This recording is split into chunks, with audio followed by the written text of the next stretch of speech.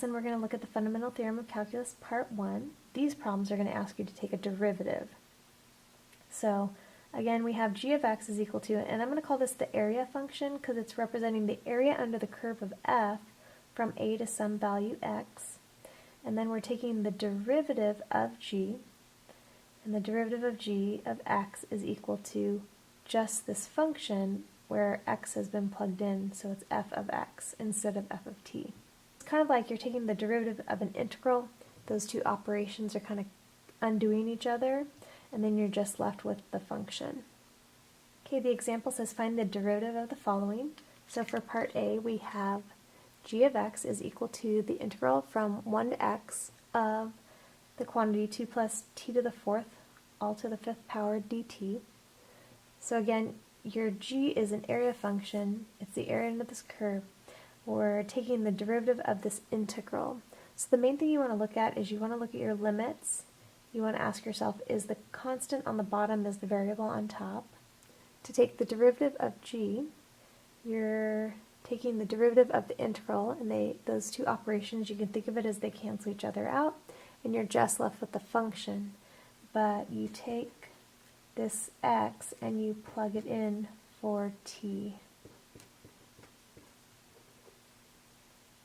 So this is going to be your answer by applying the fundamental theorem of calculus part 1. Okay, for part B, it says f of x is equal to the integral from x to t of tangent of theta d theta. So again, the first thing you always want to look at are your limits. You always want your constant on the bottom, your variable, as the upper limit. So first, before we do anything, we're going to flip these and bring out a negative.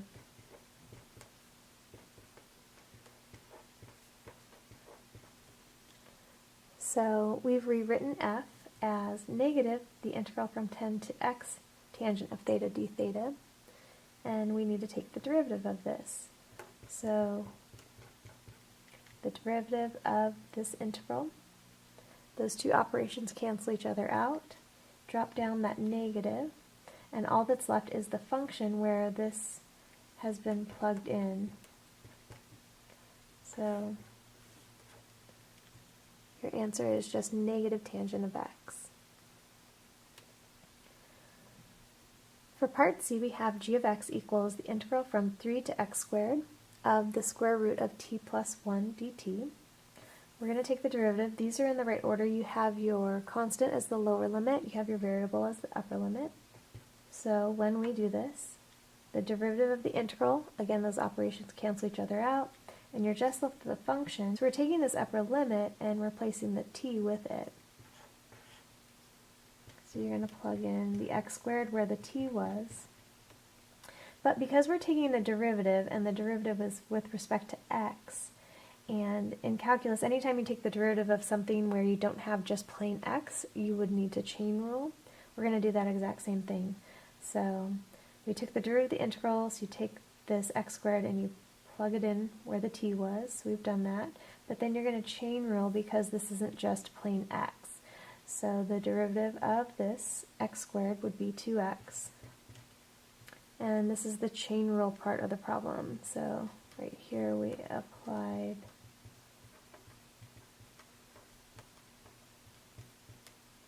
the chain rule. And I just want to rewrite this so the 2x is in front. Okay, we're going to keep taking derivatives even though we see integral symbols. Part D says y equals the integral from 1 to cosine of x of the quantity t plus sine of t dt.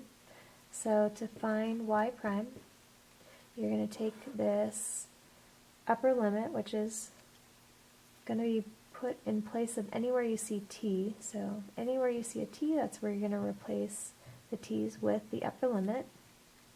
So I have cosine of x plus sine of cosine of x. And then again, because this wasn't just plain x, we're going to apply the chain rule. So the derivative of cosine is negative sine. And I'm just going to rewrite this and put negative sine x in front times the quantity cosine of x plus sine of cosine of x. For part E, we have y equals the integral from 1 over x squared to 0 of 1 over t plus 1 over t squared dt. So let's check our limits. The constant is not on the bottom, so first step we'll flip and do negative the integral from 0 to 1 over x squared.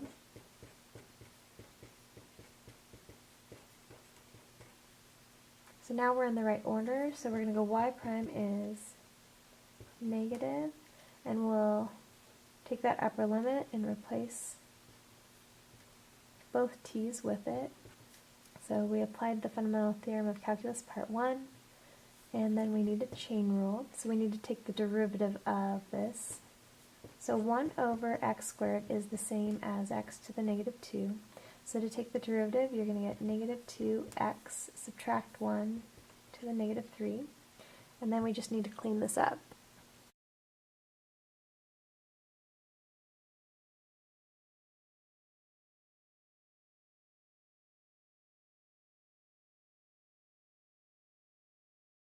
Part F, we have f of x equals the integral from x to x cubed of sine of t squared dt.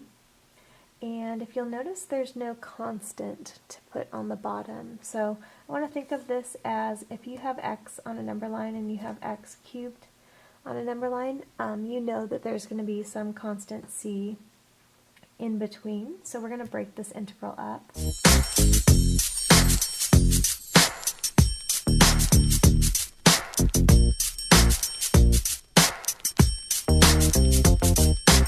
Integral on the right is fine because you have the constant on the bottom and then you have a variable up top.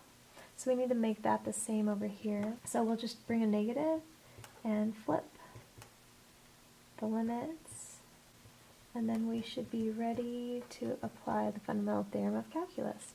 So f prime of x is equal to negative sine of x squared. On the second integral, we will have to chain rule because this is not just x.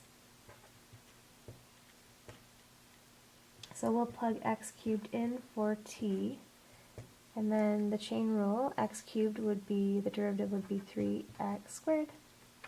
So our final answer is negative sine of x squared plus 3x squared sine of, and this would make x to the 6th.